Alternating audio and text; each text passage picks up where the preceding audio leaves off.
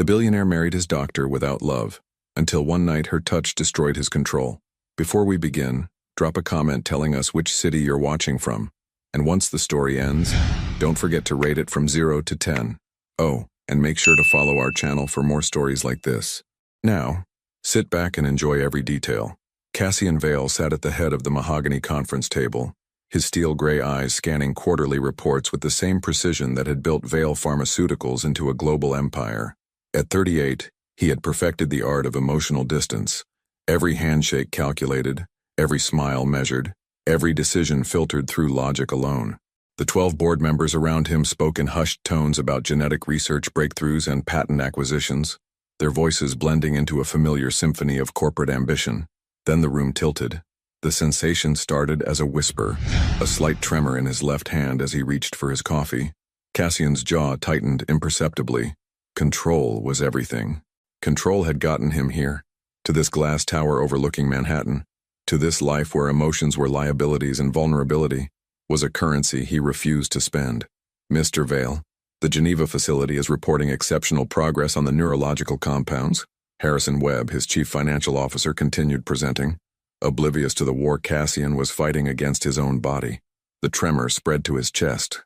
His heartbeat became irregular, erratic, like an old engine refusing to find its rhythm. Cassian's breathing grew shallow, but his expression remained unchanged. A mask of composure he'd worn so long it felt permanently etched into his features. "Sir, your thoughts on expanding the Swiss operations?" Cassian opened his mouth to respond, but the words felt heavy, foreign. The room's corners began to blur, and for the first time in decades, something scared him. He wasn't in control. "Gentlemen," he said, his voice steady despite the chaos inside, "let's reconvene tomorrow. I have some considerations to review."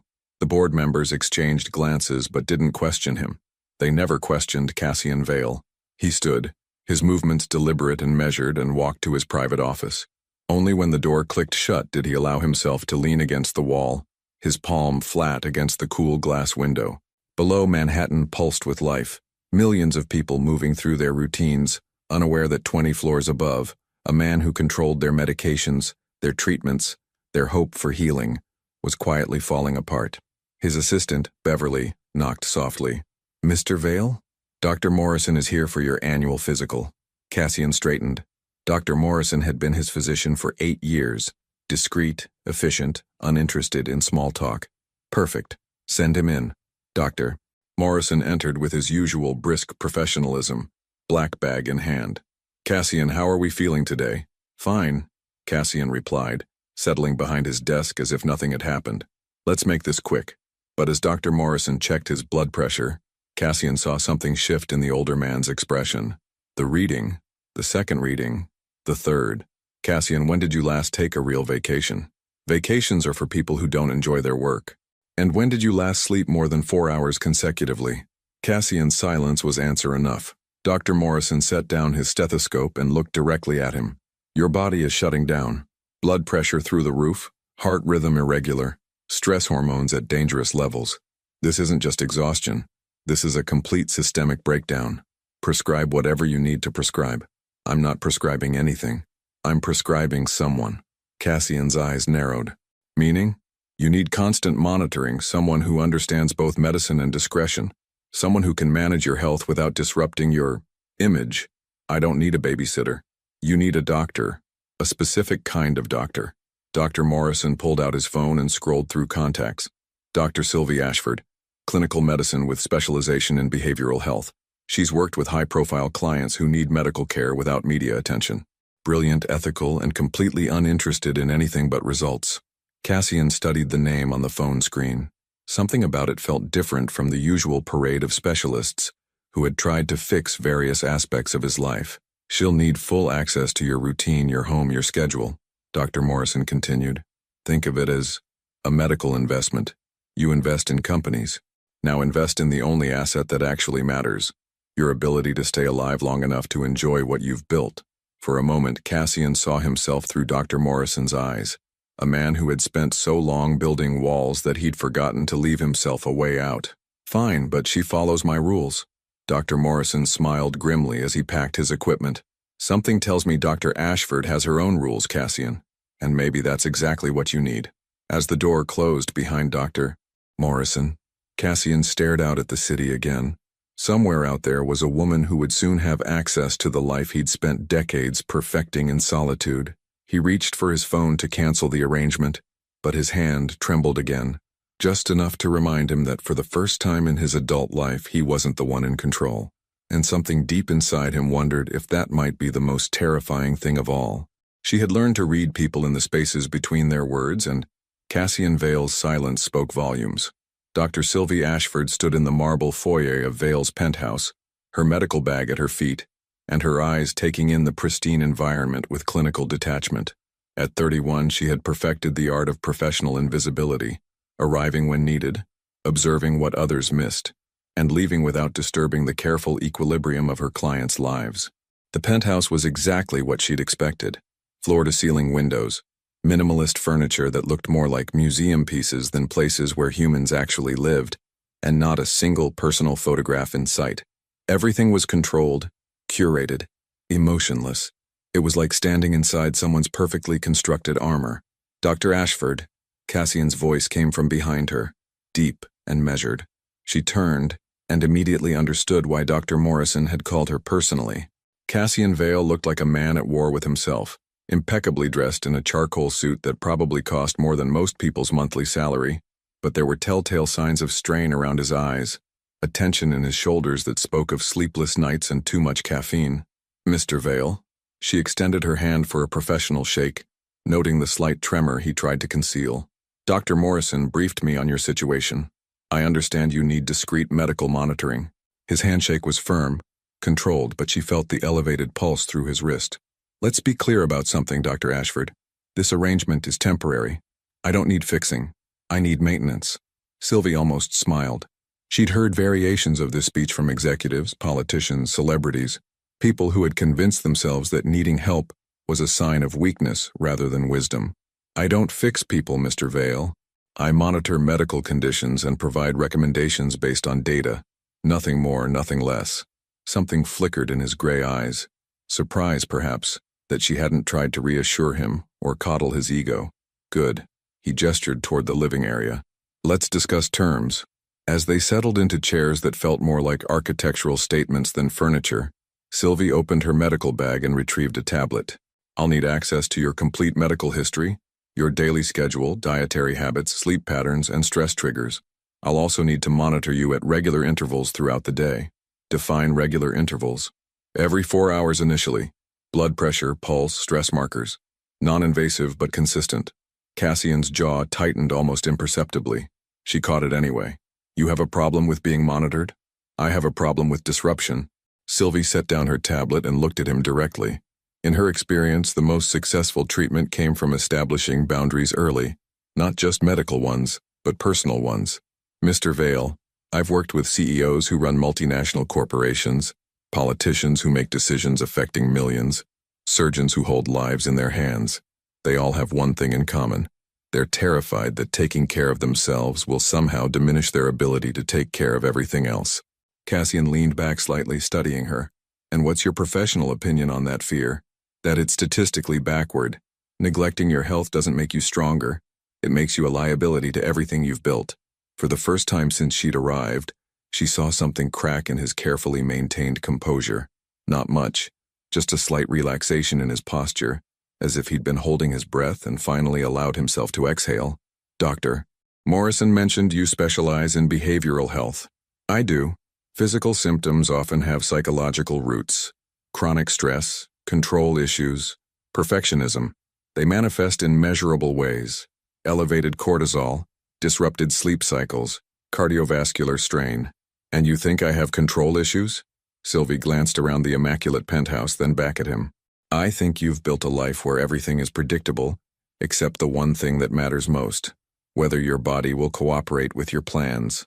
The observation hit its mark. She could see it in the way his fingers tensed against the chair arm, the way his breathing shifted almost imperceptibly. What do you need from me? He asked finally. Honesty. If you're experiencing symptoms, tell me. If you're not sleeping, tell me. If something triggers stress, tell me. I can only help with what I can measure. And I can only measure what you're willing to acknowledge. Cassian nodded slowly. And what do I get in return? Your life, probably extended by several decades if we address this properly. They sat in silence for a moment, and Sylvie found herself studying his face.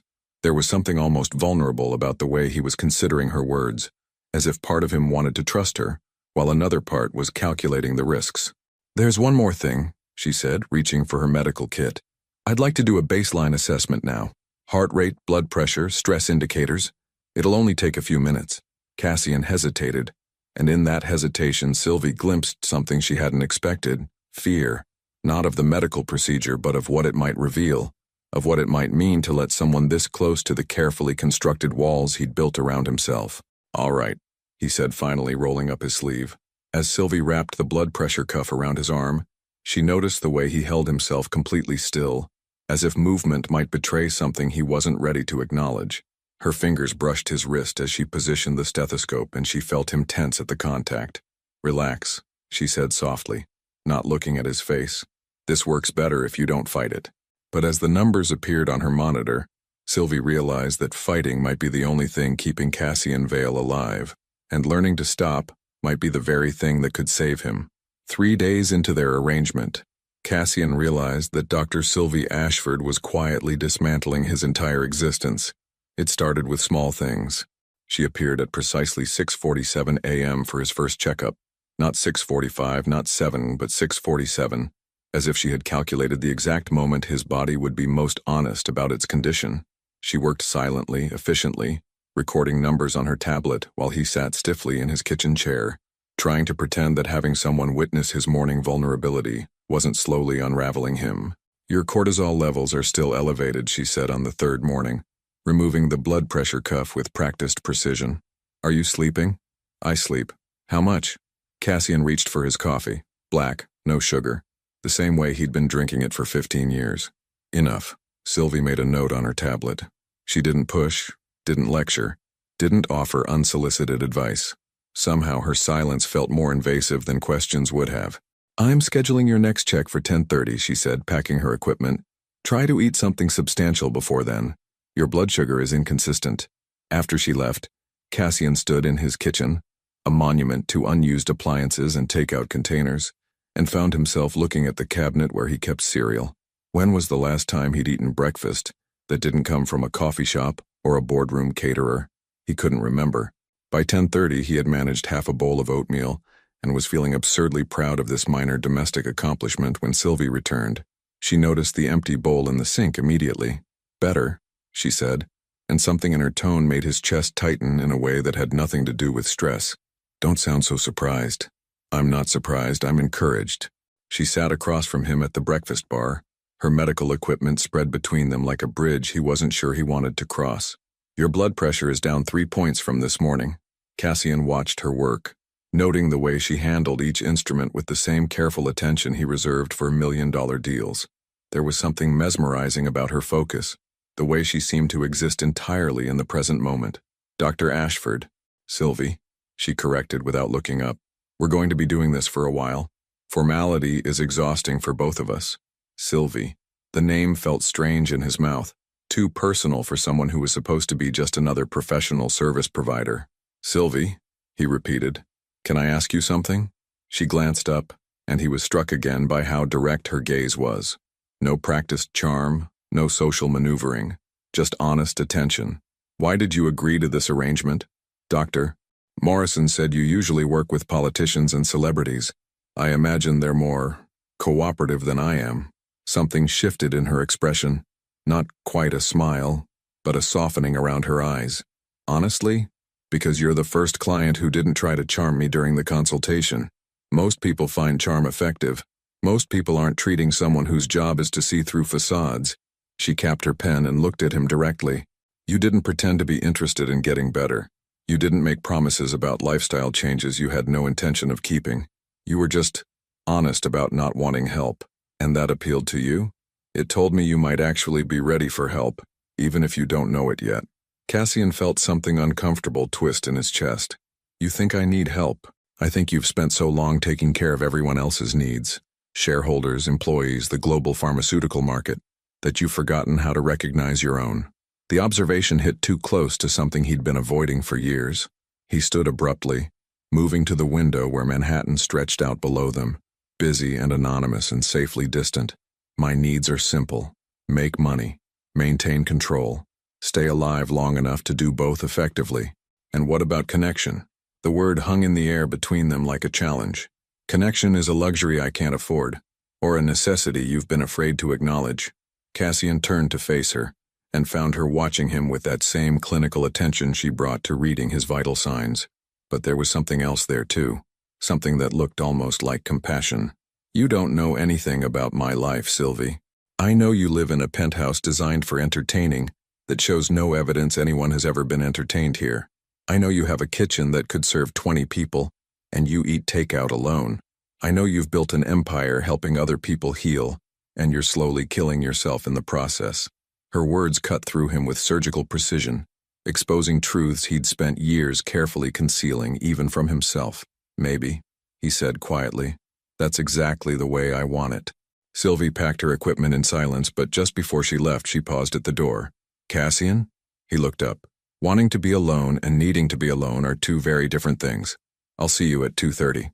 By the end of the first week, Cassian began to anticipate the soft knock on his door at exactly 6:47 a.m. He told himself it was because routine was important for maintaining control. He told himself Sylvie's presence was merely a necessary disruption, like scheduled maintenance on expensive machinery. He told himself many things, but none of them explained why he had started brewing enough coffee for 2 people, or why he found himself listening for the sound of her footsteps in his hallway. Your resting heart rate is improving, Sylvie said, unwrapping the blood pressure cuff from his arm. It was Thursday morning, and she had developed the habit of speaking to him in quiet, measured tones during these early sessions, as if she understood that his defenses were thinnest in those first moments after waking. Good, he replied, though he wasn't entirely sure why it mattered to him that she seemed pleased. And you've been eating breakfast. You've been monitoring my trash. I've been monitoring your glucose levels. They tell their own story. Cassian watched her record numbers on her tablet, noting the way her fingers moved across the screen with the same careful precision she brought to everything else. There was something calming about her competence, the way she inhabited her expertise without needing to prove it. Sylvie, yesterday when you mentioned connection, he paused, surprised by his own willingness to continue the conversation they'd started the day before. What did you mean exactly? She looked up from her tablet and he caught something unguarded in her expression before she composed herself. Human beings are biologically wired for social bonds. When those bonds are absent or damaged, it creates measurable physiological stress, elevated cortisol, disrupted sleep patterns, compromised immune function. So connection is medical? Connection is survival. The simplicity of her answer unsettled him. I've survived just fine without it. Have you? She capped her pen and studied his face with that clinical attention he was beginning to recognize. When did you last have a conversation that wasn't about work? Cassian opened his mouth to respond, then closed it. The silence stretched between them, filling with the weight of an answer he couldn't provide. When did you last laugh? She continued softly. I'm not particularly funny. Neither am I. But laughter isn't about being funny. It's about letting go of control long enough to be surprised by joy. Surprised by joy. The phrase echoed in his mind long after she had packed her equipment and left for her next appointment. That afternoon, during their 2:30 session, something shifted. Sylvie arrived to find him sitting at his desk, staring at a phone that had been ringing repeatedly. Problem? She asked, setting up her blood pressure monitor with practiced efficiency. My brother. Cassian's voice was flat, emotionless. He calls every few months to ask for money, then disappears until the next crisis. And you don't answer? I stopped answering 2 years ago. Sylvie wrapped the cuff around his arm, and he noticed that her touch lingered a fraction longer than necessary. What kind of crises? The expensive kind. Bad investments, worse relationships, children he didn't plan for with women he didn't stay with. Sounds complicated. Sounds irresponsible. The words came out harsher than he intended, and he saw Sylvie's eyebrows raise slightly. I learned a long time ago that enabling someone else's chaos doesn't help anyone, and refusing to engage helps. Cassian felt something defensive rise in his chest. It helps me maintain boundaries, or it helps you avoid feeling responsible for someone else's pain. The observation cut deep, touching something raw he'd buried beneath years of justified distance. You don't know anything about my brother. You're right, I don't. Sylvie checked his blood pressure reading and made a note, her expression carefully neutral. But I know your stress levels spike every time that phone rings, which suggests that avoiding him isn't actually protecting you from anything. The phone rang again, as if summoned by their conversation. Cassian stared at the display, Fletcher calling, and felt his jaw clench involuntarily. Your choice, Sylvie said quietly, but she didn't move to leave. Cassian looked at her, this woman who had somehow become a witness to his unraveling, and made a decision that surprised them both. He answered the phone. Fletcher. Cass. Jesus, I was starting to think you died or something. Fletcher's voice was too loud, too jovial, carrying the forced cheer of someone who needed something. How's the pharmaceutical empire treating you? What do you need, Fletcher? A pause. Then quieter. Look, I know we haven't talked in a while, but I'm in a tight spot. Josie's pregnant again and the landlord is threatening eviction and… How much? 20,000. Maybe 25. Just to get us back on our feet, you know? I've got this business opportunity in Denver that's practically guaranteed to… Cassian closed his eyes. The same script, the same desperate optimism, the same inevitable disappointment. Fletcher, I can't keep doing this. Come on, Cass. You're loaded. This is nothing to you. It's not about the money. Then what is it about? Cassian glanced at Sylvie, who was watching him with that steady, unreadable expression. What was it about? It's about you never calling unless you need something. It's about you having 3 kids with women whose names I don't even know. It's about you thinking that, because I have money, I don't have limits. The silence on the other end of the line stretched long enough that Cassian wondered if Fletcher had hung up. You know what, Cass? Fletcher's voice, when it came back, was different, smaller, more honest. You're right. I do only call when I need something. But that's because every other time I've tried to call, you make it pretty clear that you don't want to hear from me unless there's a crisis. The words hit Cassian like a physical blow because they were true. The silence after Fletcher hung up felt like falling through empty space.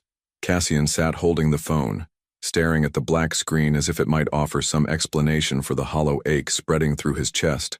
Across from him, Sylvie remained perfectly still, her medical equipment forgotten on the desk between them. How long since you last saw him? She asked finally, her voice barely above a whisper. 4 years. Maybe 5. Cassian set the phone down with deliberate care. He came to New York for our father's funeral, stayed 2 days, borrowed $3,000 and disappeared again. And before that, Christmas, maybe 7 years ago, he brought a girlfriend, Melissa, I think, and her kid from another relationship. The kid had pneumonia and Fletcher didn't have insurance. Sylvie's expression didn't change, but something in her posture shifted. So you paid for the treatment. Of course I paid for it. What was I supposed to do, let a child suffer because her mother made poor choices? The words came out sharp, defensive, but even as he spoke them, Cassian heard the contradiction. Fletcher thanked me by stealing my father's watch before he left. Did you confront him? I changed the locks. Sylvie was quiet for a long moment and Cassian found himself studying her face, looking for judgment that never came. Instead, she reached for her blood pressure cuff with the same gentle efficiency she'd shown all week. Your blood pressure is elevated, she said, after taking the reading. Not dangerously, but enough to notice. Talking to Fletcher has that effect. Talking to Fletcher or acknowledging that you miss him. The observation landed like a physical blow. Cassian stood abruptly, moving to the window where Manhattan spread out below. Millions of people living their complicated, messy lives without requiring his approval or management. I don't miss the drama. I don't miss the late-night calls asking me to fix whatever disaster he's created this week.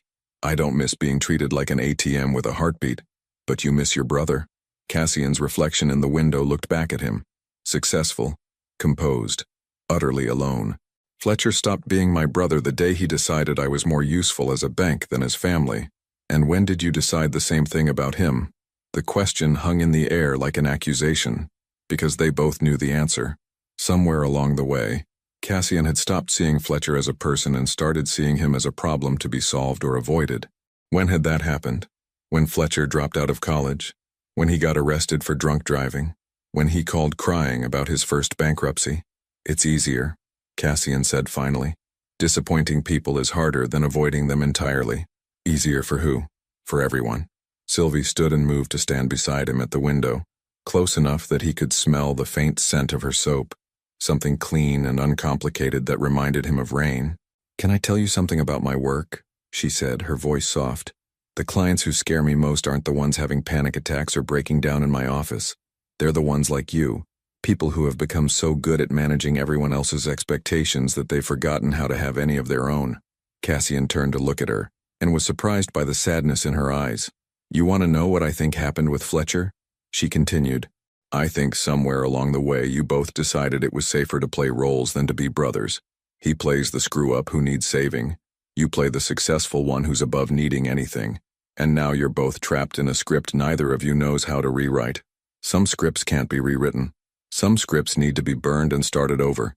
They stood together in the growing afternoon light, and Cassian found himself wondering when he had last stood this close to another person without an agenda, without a transaction, without needing to maintain some carefully constructed version of himself. "Sylvie? Yes? Why did you become a doctor?" She was quiet for so long he thought she might not answer. When she did, her voice carried a weight he hadn't heard before. "My sister was sick for 3 years before she died. Leukemia. The doctors were brilliant. They understood every cell count, every treatment protocol, every statistical probability. But none of them understood that what she needed most wasn't just medical care. She needed someone to see her as a person, not just a collection of symptoms." Cassian felt something shift in his understanding of the woman beside him. "How old was she?" 26. 3 years younger than me." Sylvie's voice was steady, professional, but he caught the slight tremor in her hands. "I became a doctor because I wanted to be the person who sees the whole patient, but I specialized in behavioral health because I learned that sometimes the most important thing you can treat is someone's loneliness." The confession hung between them, honest and raw and more intimate than anything Cassian had shared with another human being in years. "Is that what you think you're treating with me? Loneliness?"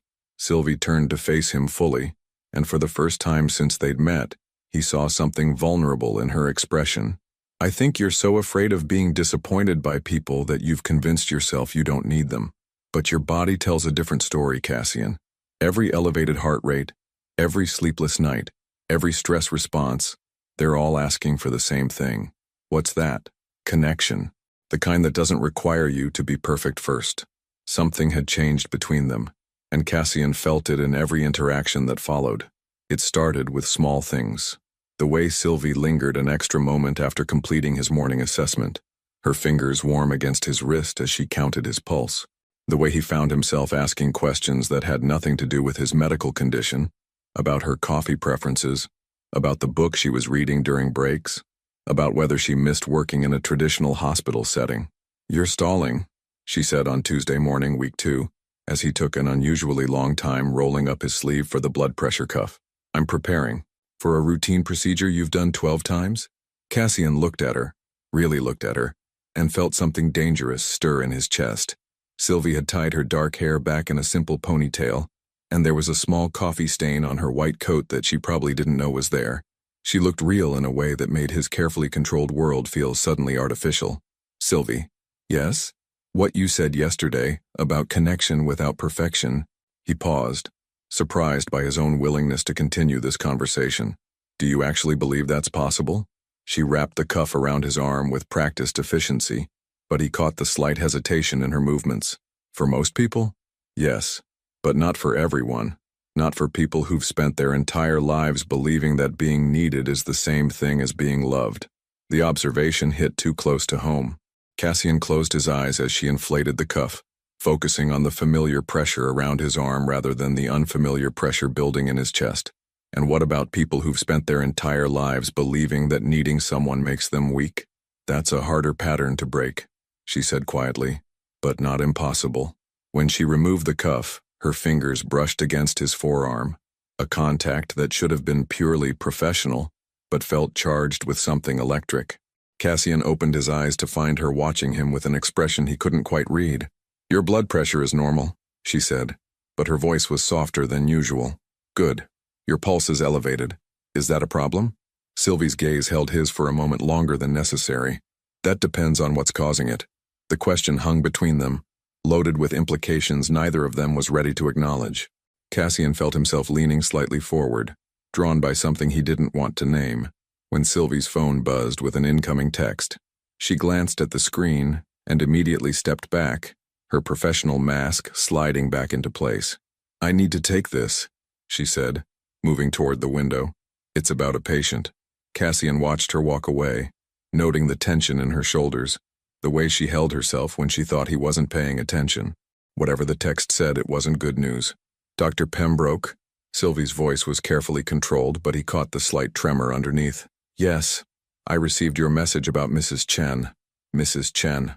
Cassian found himself listening despite knowing he shouldn't, drawn by the change in Sylvie's tone, from the warm professionalism she used with him to something more clinical, more guarded. "I understand that the insurance is denying coverage, but that doesn't change the fact that she needs continued treatment."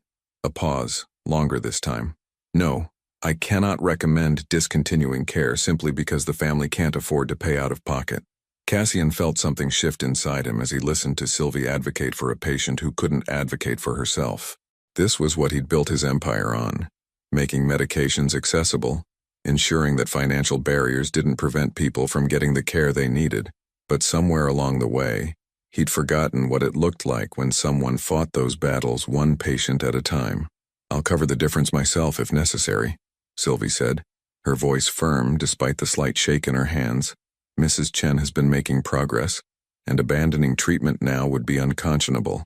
She ended the call and stood with her back to him for a moment, composing herself. When she turned around, her professional mask was firmly in place, but Cassian had already seen what lay beneath it. "Everything all right?" he asked. "Fine. Just a scheduling conflict." "Sylvie." She looked at him, and he saw the exact moment she realized he'd overheard more than she intended. "It's nothing I can't handle," she said quickly. "How much?" "I'm sorry. How much does Mrs. Chen need for her treatment?" Sylvie's eyes widened. "Cassian, you can't just—" "I can do whatever I want with my money." "How much?" $8,000. Maybe 10, depending on how long the treatment cycle runs. She shook her head. "But that's not your responsibility. Mrs. Chen isn't your patient." "No, but you are." The words came out before he could stop them, and they both knew he didn't mean in the medical sense. Sylvie stared at him, something vulnerable flickering across her features. "You don't understand. If I let you pay for Mrs. Chen's treatment, it changes things between us." "What things?" "The balance, the professional distance, the fact that I'm supposed to be taking care of you, not the other way around." Cassian stood and moved toward her, drawn by an impulse he didn't fully understand. "What if I don't want professional distance anymore? Cassian, what if I'm tired of every relationship in my life being a transaction? This is a transaction. I'm your doctor. Are you? Or are you the first person in years who's made me feel like being human might not be such a dangerous thing?" They were standing close now, close enough that he could see the flecks of gold in her brown eyes, close enough to feel the slight tremor in her breath. "This is exactly why doctors aren't supposed to get personally involved with their patients," she whispered. "Too late," he said, his voice rough with honesty. "I'm already involved." The confession hung between them like a bridge neither was sure they should cross. Sylvie stepped back first, her hands trembling slightly as she reached for her medical bag. "I should go," she said, but her voice lacked conviction. "Should you?" Cassian remained exactly where he was, close enough that the space between them felt charged with possibility. "Or do you want to?" "What I want isn't relevant. I have a professional responsibility." "To whom?" "To me. Because I'm telling you that what I need right now has nothing to do with blood pressure monitors, and everything to do with the fact that for the first time in years, I don't feel completely alone in my own life." Sylvie's composure cracked, just slightly. "Cassian, you don't understand what you're asking. Then explain it to me." She set down her bag and looked at him with an expression that was part frustration, part longing. "You're asking me to risk my career, my reputation, my professional ethics for what? For something that might not even be real? What makes you think it's not real? Because you're isolated, vulnerable, and I'm the first person you've allowed close to you in years. It's called transference, and it's textbook psychology." Cassian felt something cold settle in his chest. "So, what I'm feeling is just a psychological condition?" "I don't know what you're feeling." Sylvie's voice was barely above a whisper. "But I know what I'm feeling, and it's not professional anymore." The admission seemed to surprise her as much as it surprised him. They stood in the afternoon light filtering through his penthouse windows, two people who had spent their lives maintaining careful control, suddenly faced with something neither could manage or predict. "Sylvie, I need to leave," she said quickly, reaching for her equipment. "We can discuss adjusting the monitoring schedule when we've both had time to think clearly. But before she could gather her things, Cassian's phone rang. The display showed Harrison Webb, CFO, and something in Cassian's expression must have warned Sylvie that this wasn't a call he could ignore. Harrison? Cassian, we have a problem. The Wall Street Journal is running a story tomorrow about the Shanghai facility investigation. The board is meeting in an hour and they want answers about your stability. Cassian closed his eyes. The Shanghai facility, a pharmaceutical plant that had been under investigation for quality control issues that had nothing to do with Vale Pharmaceuticals directly, but enough to raise questions about the entire industry. What kind of answers? The kind that involve you appearing stable, reliable, and completely in control of your personal and professional life. Maxwell Chen from The Times called asking about your health, your mental state, whether the company is prepared for leadership changes. Maxwell Chen. Cassian felt the walls of his carefully constructed world pressing in around him. What did you tell him? That you're in excellent health and fully engaged with company operations. But Cassian, if there's any truth to the rumors about stress-related medical issues, you need to get ahead of this story. Cassian looked at Sylvie, who had frozen with her medical bag half-packed, clearly understanding that she was witnessing something significant. There are no medical issues, Harrison. Then prove it. The board wants assurance that you're not going to collapse in the middle of the biggest crisis we've faced in 10 years. After Cassian hung up, the silence in the penthouse felt deafening. A scandal? Sylvie asked quietly. A potential scandal? The kind that could cost me controlling interest in my own company if the board decides I'm not fit to handle the crisis. Cassian moved to his desk, his mind already calculating damage control strategies. They want proof of stability. Personal stability. What does that mean? Cassian stopped moving. An idea was forming, one that was either brilliant or completely insane. He turned to look at Sylvie, seeing her with new eyes. Professional, composed, unimpeachable reputation. The perfect image of stability. It means, he said slowly, that I need to appear settled, grounded, like someone who has personal relationships that provide emotional support during stressful periods. Sylvie's eyes widened as she began to understand where his thoughts were leading. Cassian, no. Think about it logically. You need $10,000 for Mrs. Chen's treatment. I need someone who can credibly represent stability in my personal life. It's a business arrangement. Marriage is not a business arrangement. It would be for us. Temporary, contractual, no emotional expectations, no romantic complications. Just two people helping each other solve practical problems. Sylvie stared at him as if he'd lost his mind entirely. You're proposing a fake marriage. I'm proposing a solution that benefits both of us. And what happens when the scandal blows over? When Mrs. Chen's treatment is paid for? Do we just divorce and pretend none of this happened? Cassian felt something twist in his chest at the word divorce, but he pushed the feeling aside. We establish parameters, clear boundaries, a timeline. This is insane. This is practical. Sylvie was quiet for a long moment, and Cassian found himself holding his breath, waiting for her response. The money you're offering, she said finally. It's not just for Mrs. Chen, is it? It's enough to pay off my student loans, my sister's medical debt, everything. If you want it to be. And all I have to do is pretend to be married to you. All you have to do is be yourself, the woman who's competent, ethical, and completely uninterested in my money for personal gain. Except now I would be interested in your money for personal gain. No, Cassian said quietly. You'd be interested in my money for survival. There's a difference. 3 weeks later, Sylvie stood in the kitchen of Cassian's penthouse at 6:47 a.m., wearing a simple gold band that felt heavier than it should. Mrs. Vale, she said to her reflection in the coffee maker, testing how the name sounded in her mouth. It tasted strange, like a language she was still learning to speak. The civil ceremony had been exactly what Cassian promised. Efficient, emotionless, witnessed by his lawyer and her college roommate, who had agreed to fly in from Chicago without asking too many questions. Sylvie had worn a navy dress she already owned. Cassian had worn the same charcoal suit he wore to board meetings. They had exchanged rings, signed papers, and shaken hands like business partners closing a deal, which, she supposed, was exactly what they were. Good morning, Cassian's voice came from behind her, and she turned to find him adjusting his tie with the same precision he brought to everything else.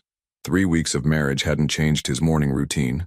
Up at 6:30, dressed by 6:45, coffee at 6:50. Good morning, she replied, noting that he looked as uncomfortable with their new dynamic as she felt. Your blood pressure medication is on the counter. Thank you. They moved around each other in the kitchen with careful choreography. Two people sharing space without sharing intimacy. It should have been easier than it was. They had established rules. Separate bedrooms, minimal physical contact, except when necessary for public appearances, no discussion of the arrangement in front of others. But the rules hadn't accounted for the way her pulse quickened when he accidentally brushed her hand while reaching for his coffee, or the way she caught him watching her with an expression she couldn't quite read when he thought she wasn't looking. "How did your meeting with the board go yesterday?" she asked, settling into the routine of morning conversation that had developed organically between them. Better.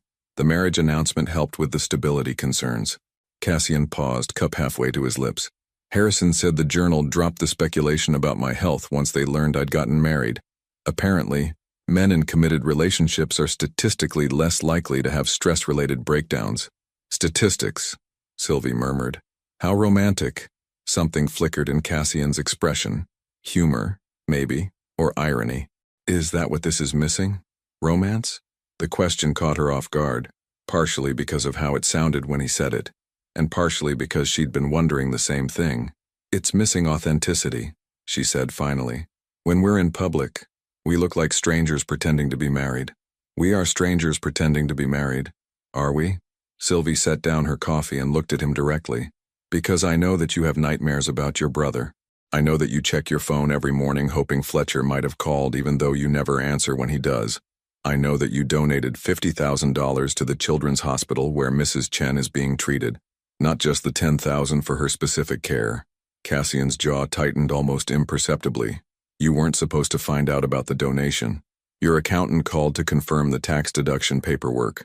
He assumed I knew. They stared at each other across the breakfast bar, the space between them charged with unspoken truths.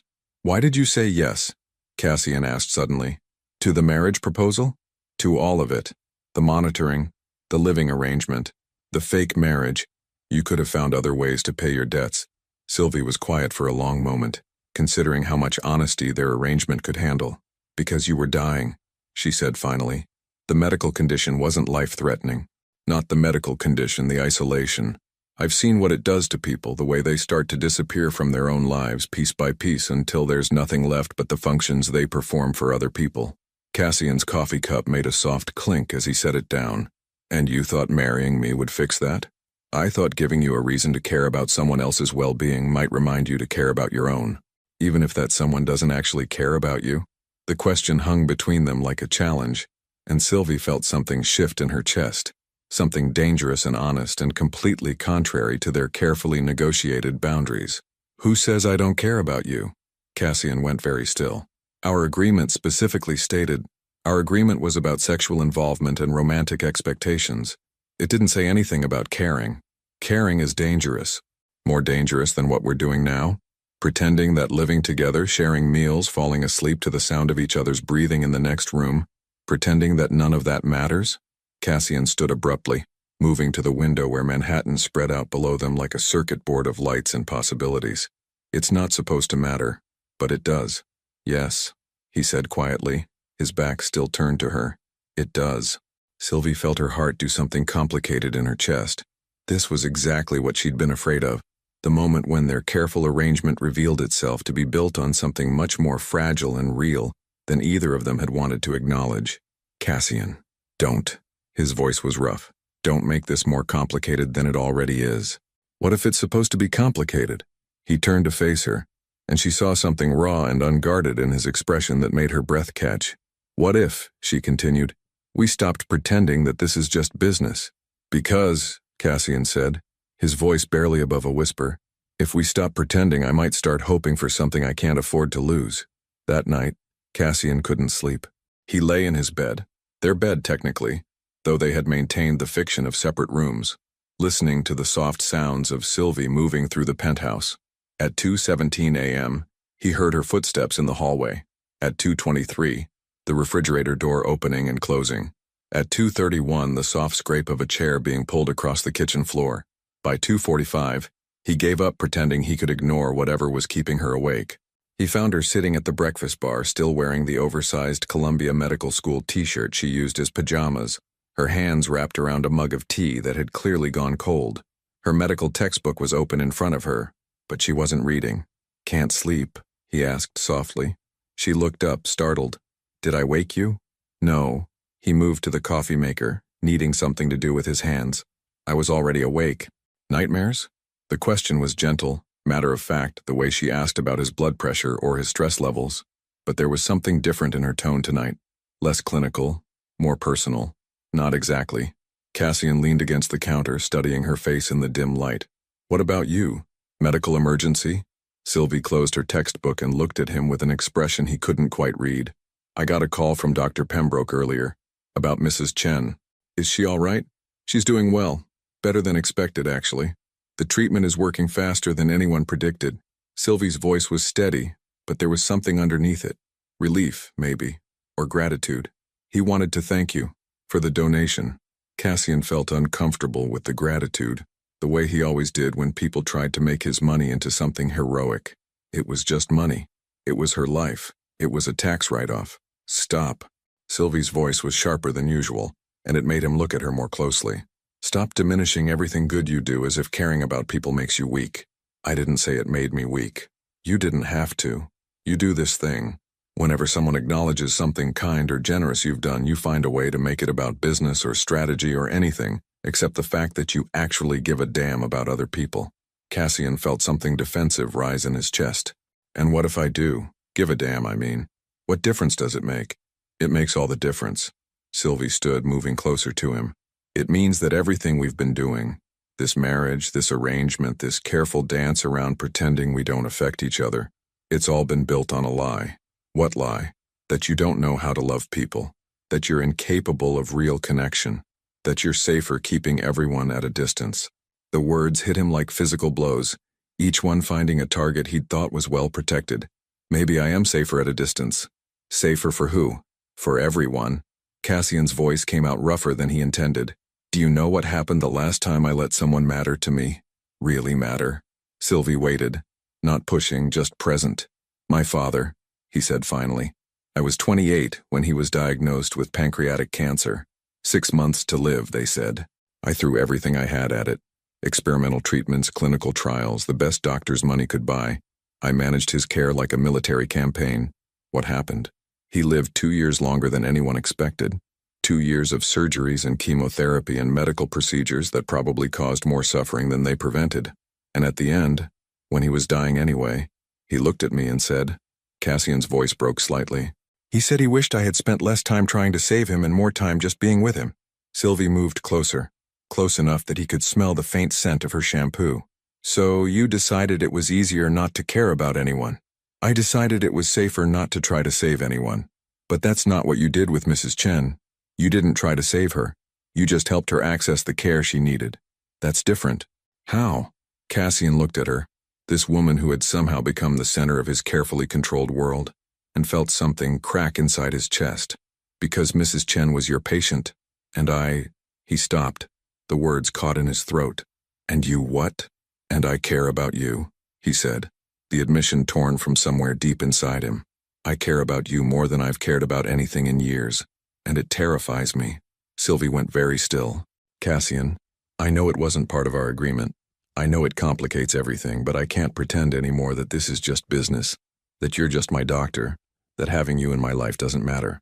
They stood in the dim kitchen, the space between them electric with possibility and fear. "What are you saying?" Sylvie's voice was barely above a whisper. "I'm saying that I want to try. Not the fake marriage, not the arrangement. Something real, something that might actually matter." Sylvie's eyes searched his face, looking for something he hoped she would find. "And what if it doesn't work? What if we mess this up? Then we'll have tried something that mattered more than protecting ourselves." For a moment, he thought she might say yes. He could see something shift in her expression, something open and hopeful and brave. But then her phone rang. She glanced at the display and immediately answered. "Dr. Pembroke? What's wrong?" Cassian watched her face change as she listened, watched professional concern replace personal vulnerability. "When did this happen?" she asked, already moving toward her medical bag. "Yes, I can be there in 20 minutes. She hung up and looked at Cassian with an expression that was part apology, part something else he couldn't identify. "Mrs. Chen is having complications. I have to go. I'll drive you." "No, She stopped, studying his face. Actually, yes. I'd like that. As they dressed quickly and prepared to leave, Cassian felt something settle into place between them.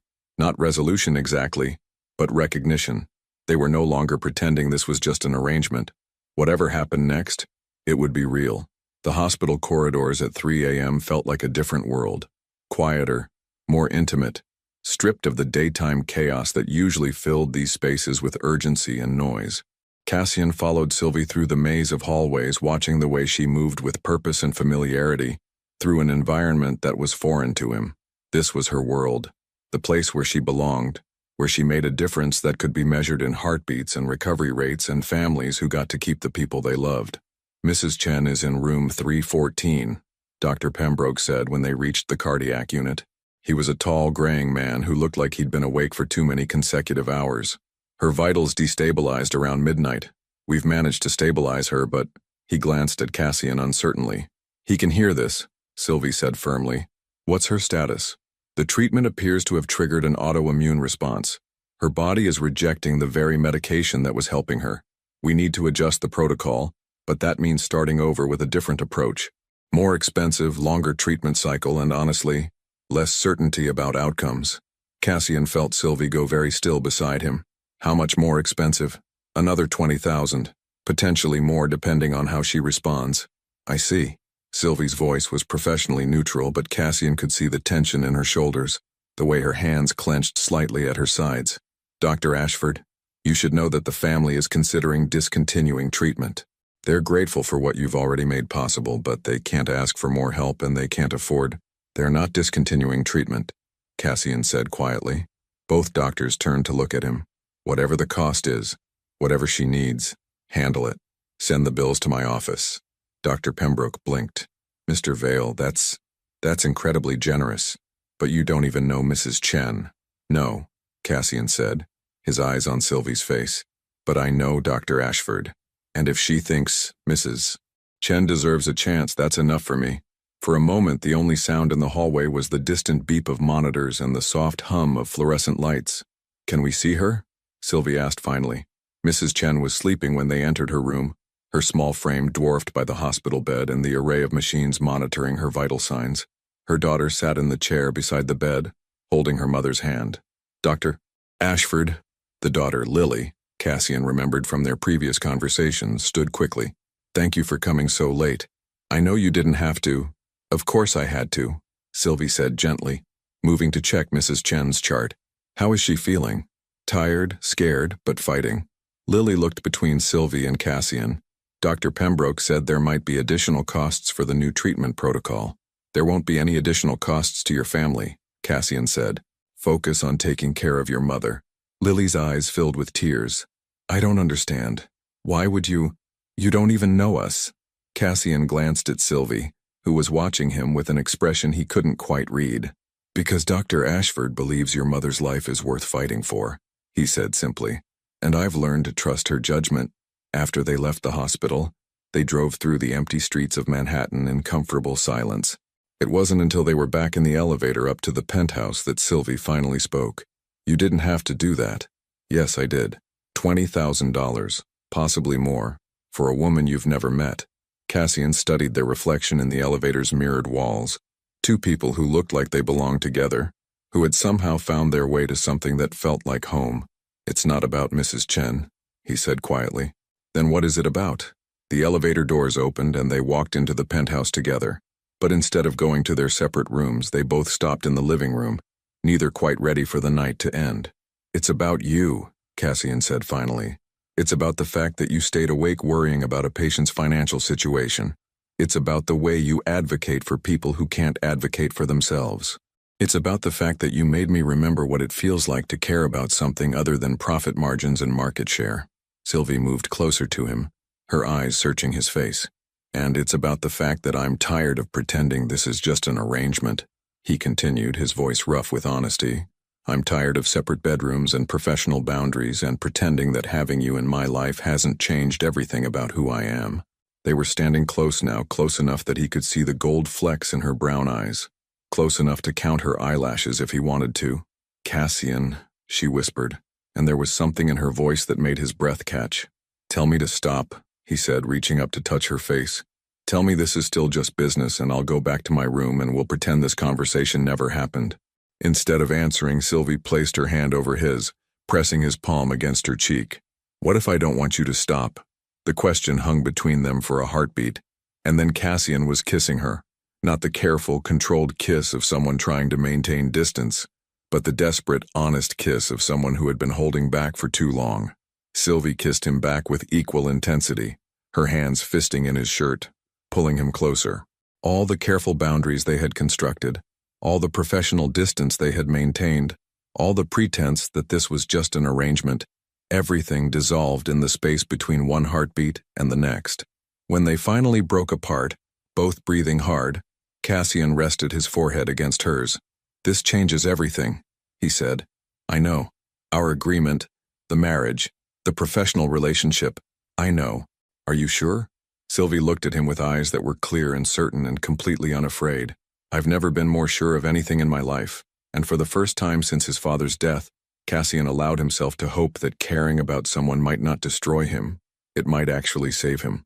6 months later, the sound of laughter coming from his kitchen was still something Cassian had to get used to. He paused in the doorway of his home office.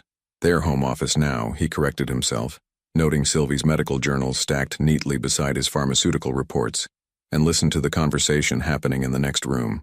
Sylvie was on the phone with Lily Chen, their weekly check-in that had evolved from medical consultations to something closer to friendship.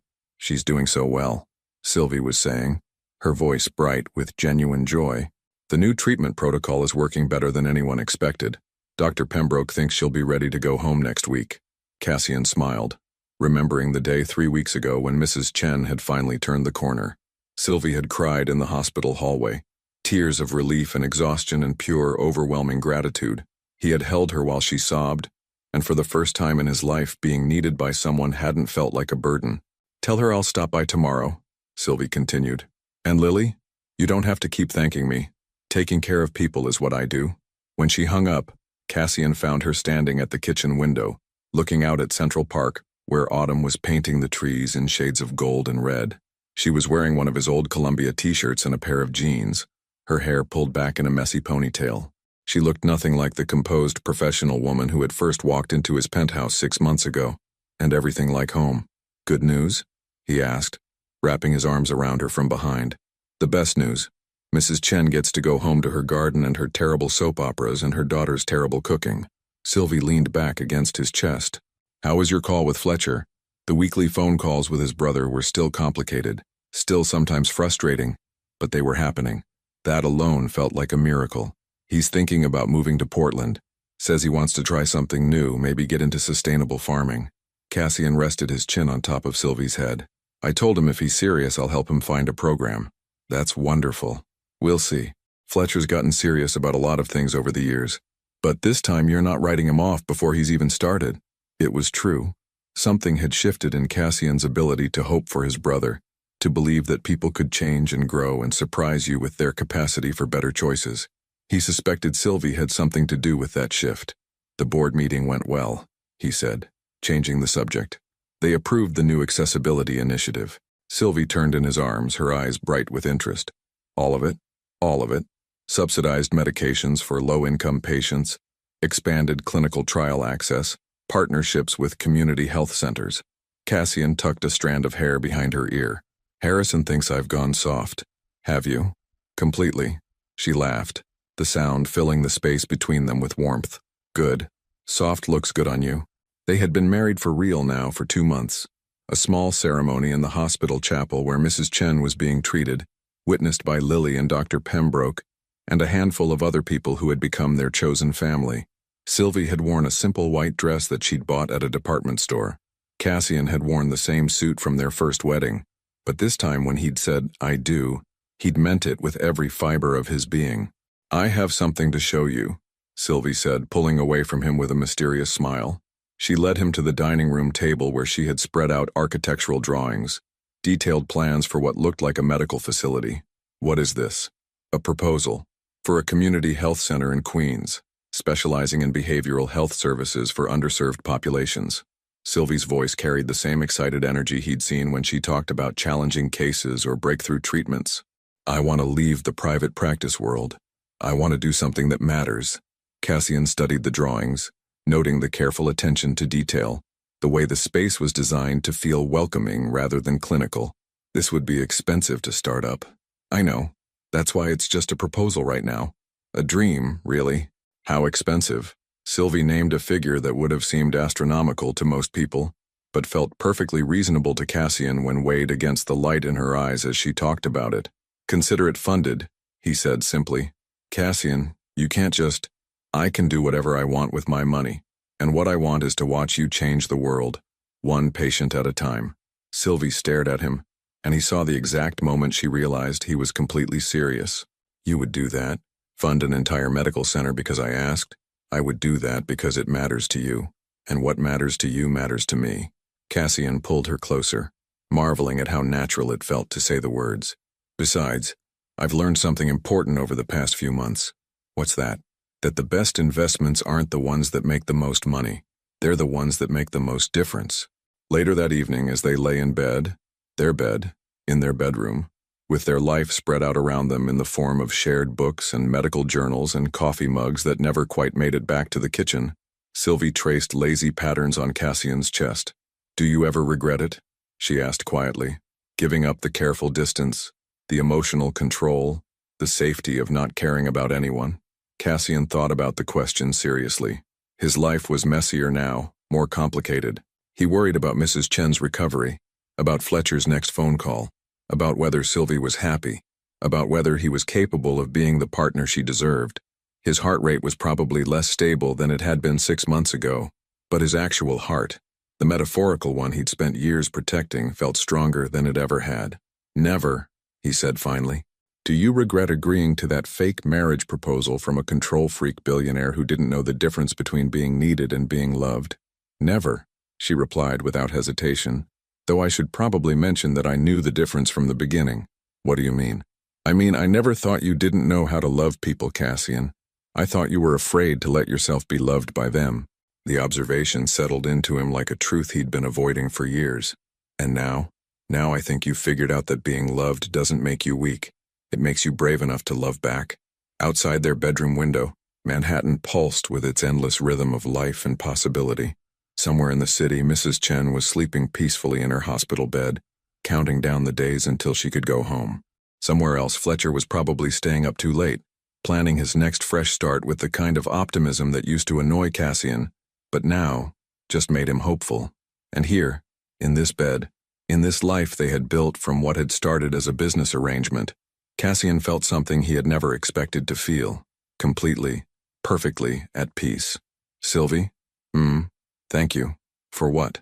For seeing who I could be before I knew it myself. She lifted her head to look at him, her eyes soft with love and contentment and the kind of happiness that comes from being exactly where you belong. Thank you for letting me stay long enough to watch you become him. As they drifted off to sleep, Cassian's last conscious thought was that he had spent his entire adult life learning to control his heart rate, never realizing that the most important thing was simply learning to let his heart beat for someone else. What would you choose if love knocked down every wall you'd built to protect yourself? Your participation in the channel is very important. Please leave your opinion in the comments. Thank you for watching. If you enjoyed the story, please subscribe to our channel and leave a comment below letting us know what you thought. Your feedback and support mean a lot to us. Stay tuned for more exciting stories.